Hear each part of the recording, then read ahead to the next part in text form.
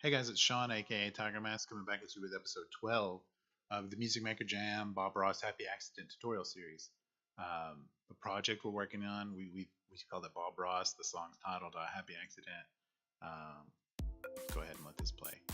And today, as part of our entire week, is the engineering process, the really down and dirty, getting everything the way you really want it to sound, how you want the instruments to jump out, where you want them to jump out, and things like that. And we've done all our EQing. We're happy with that. Now we have to mix it. So mixing is the process of getting all of your volume levels between all of your different instruments to the point that you want them. If you want the guitars to just scream out and everything else be behind them, this is where you do it. There are some famous albums out there from certain artists that I like that they discuss how producing pushed out certain musicians and things like that.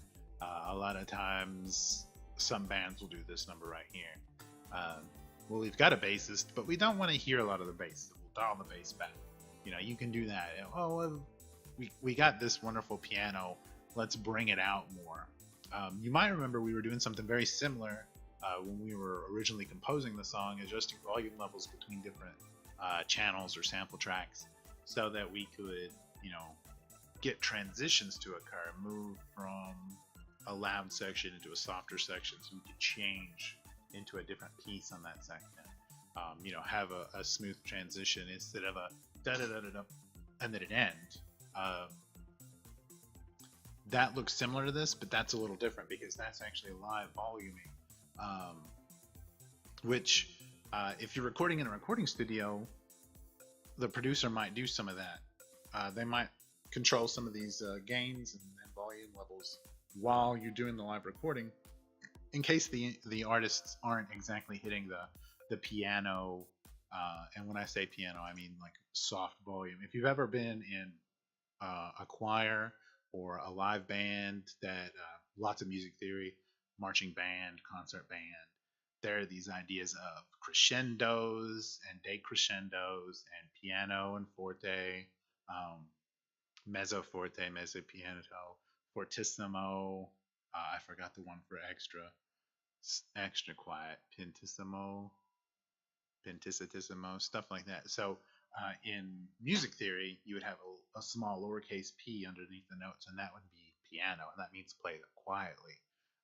Control your volume, keep it low. If you have an F, you have a forte. That means play it loud and be very, dominant in the sound.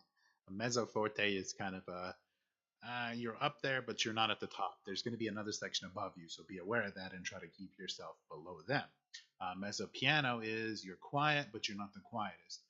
Usually, mezzo piano and mezzo forte are for your alto, sax, French horn sections, things like that. Whereas your piano in that kind of situation would be your tenor and bass instruments, your trumpets and your tubas would play piano, while a flute has a solo section or something in that nature.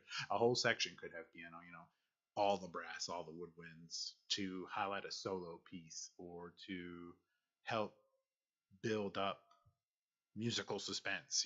Your crescendo could say piano to fortissimo, which is could be a really quick transition to really quiet up to extremely loud, things like that. And you have to, in concert music, you sort of feel it. You're conducted, and you see the conductor moving their arms larger, and they'll wave towards you to say, bring more, give more volume, get to the crescendo.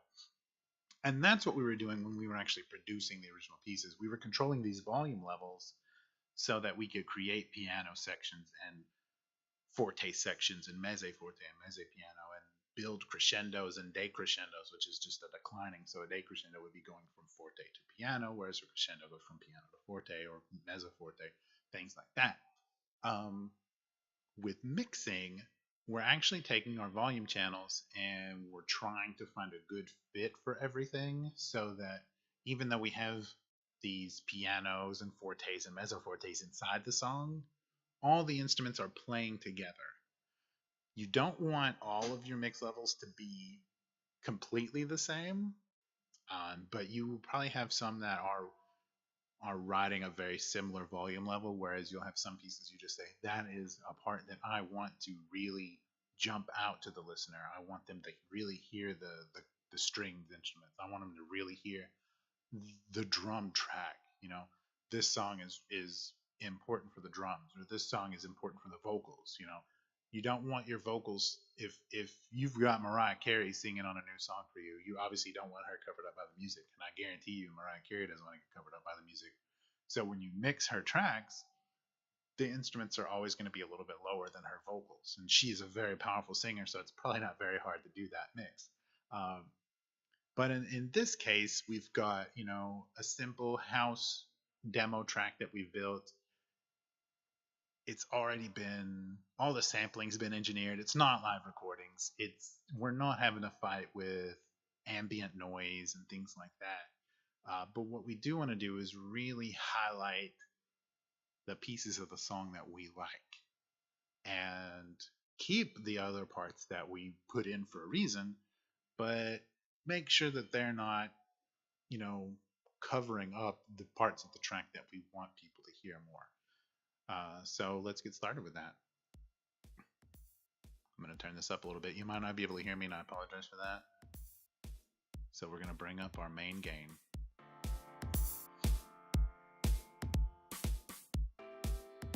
So see, the first thing I'm probably going to do is I'm probably going to bring the drums down just a hair, because I like that the drums are there, and it's an intro piece. That's all we're hearing right now. But the piano is important here. This is going to come down a little bit. And one of the important things, I'm going to pause right here. One of the important things to remember is you can bring volumes up, but it's better to dial everything down a little, because if you bring everything up higher, you're going to start causing clipping. And what clipping is a kind of a loud, scratchy, it'll pop. Speakers will pop if they can't play it as loud. You can accomplish clipping by just having poorly made speakers plugged into a really nice stereo with a strong amplifier and just turning the volume all the way up. When you start seeing the EQ going into the red, you're getting clipping, and that's bad news bears. So let's go back to it.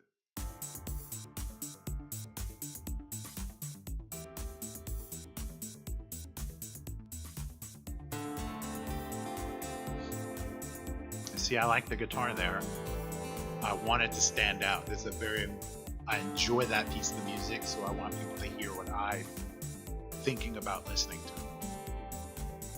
So that's another way to think about mixing as well, is in your mind, when you're listening to your song, you know the pieces that stand out to you because you picked them, you designed them. But when you're giving this out to your listeners, they're completely unaware of what your thought process was, what your design idea was for your song.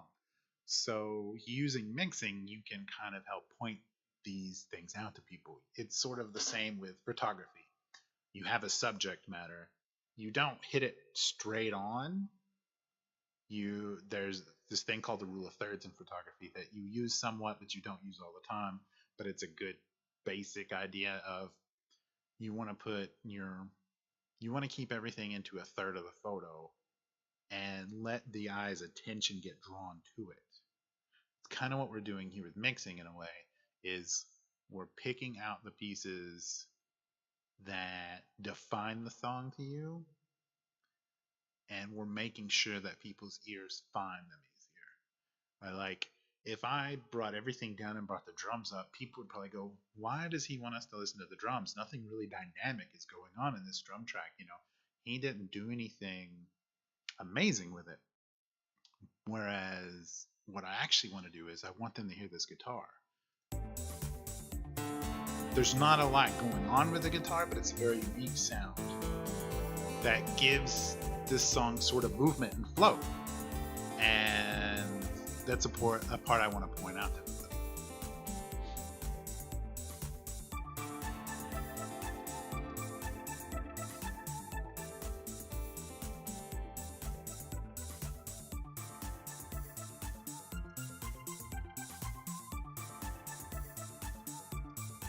That was way too loud. That is not a piece I wanted to jump out at people.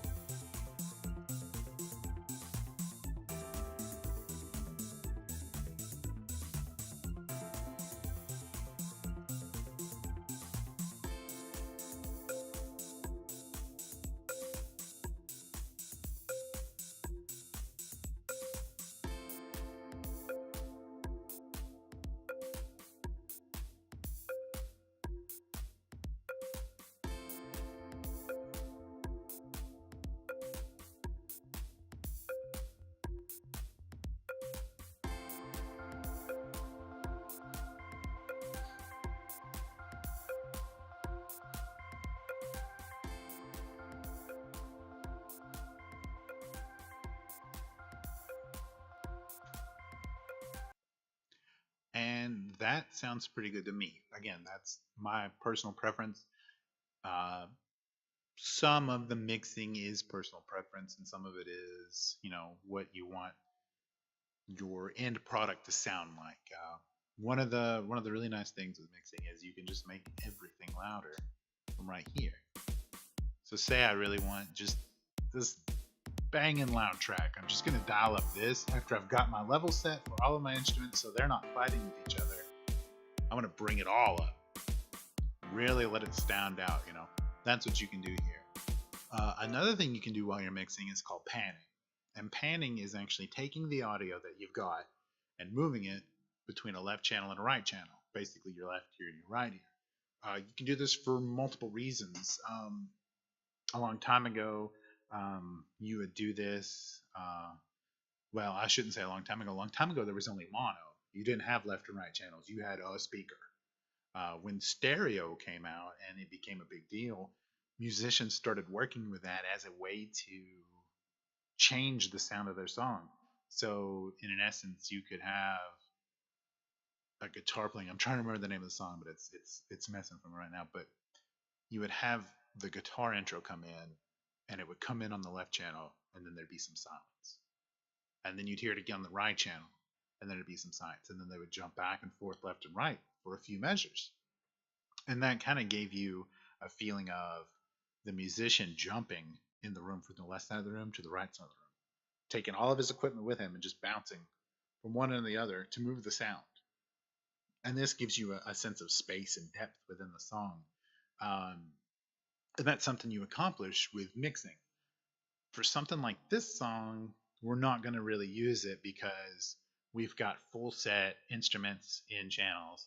Um, Again, these were all studio recorded, very digital, not live recordings. We're not trying to build the sense that you're in the room with a musician. This is electronic music. Most of the time, electronic music is played with one guy on a keyboard and a synth board.